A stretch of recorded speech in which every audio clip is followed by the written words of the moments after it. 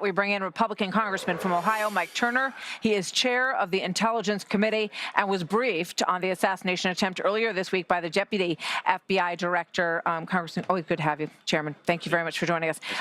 What can you tell us? Obviously, there are things you probably can't tell us from these briefings, but what's your sense?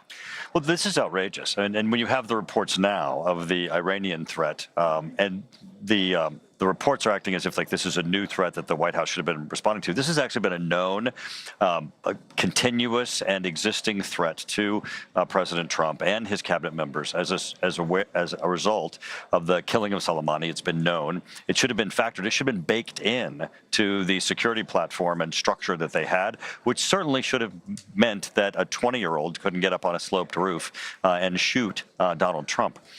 As we unfold this, it's clear that there's failures at every level. It is absolutely disheartening to think how close we came. Thank God Donald Trump is alive, but it also really that the failures should have been easily remedied.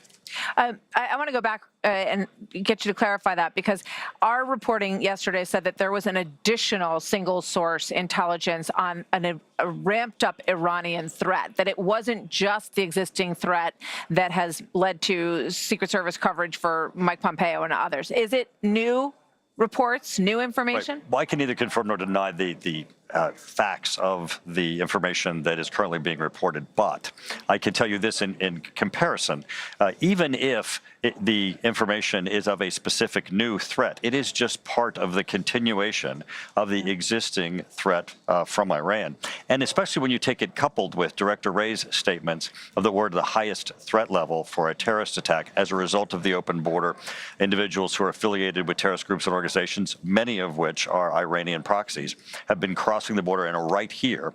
You don't have the FBI knowing where they are, or clearly the Secret Service taking into consideration the threat to the former president. Is Kim Cheadle, the leader of the Secret Service, is she going to testify on Monday? Do you believe she'll show up?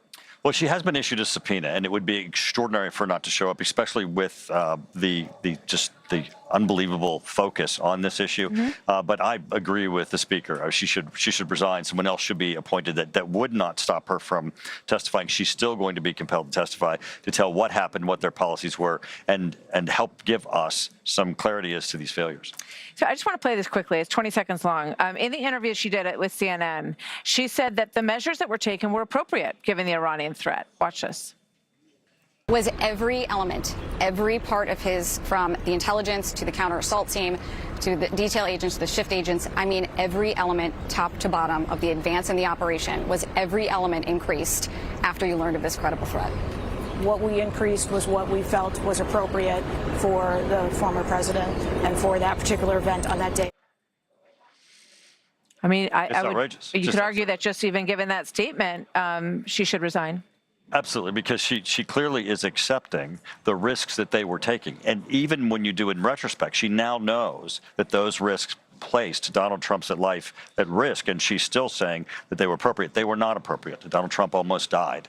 And when you have a 20-year-old who shows up with a ladder and a gun, and people identify him, a significant amount of time before he takes a shot at Donald Trump, clearly there were failures at every levels of the security, and it certainly wasn't sufficient to try to thwart a terrorist attack or an Iranian sponsored attack. Yeah, I mean, their responsibility is not to protect the president or the former president over a certain area of land.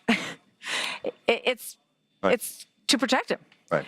So it's to mitigate the risks, right? And you can see from those drawings that risk included that building, and the whole fact that she said, well, it wasn't in our purview, or the roof was sloped. I mean, come on. Yeah. It's not only is outrageous, and she needs to resign, but it's disheartening because that means that the system had degraded to such an extent 100%. that Donald Trump's life was at risk. 100%. And that's what needs to be shaken out. But no one seems to want to take shame. It doesn't seem to be a factor anymore. Right. That you failed in your job and that you should step down and you should let someone else do it, especially when your job is to protect the President of the United States or former presidents of the United States. Thank you very much, Chairman Rogers. Thank you. It's always good to have you with us. Thank you, sir.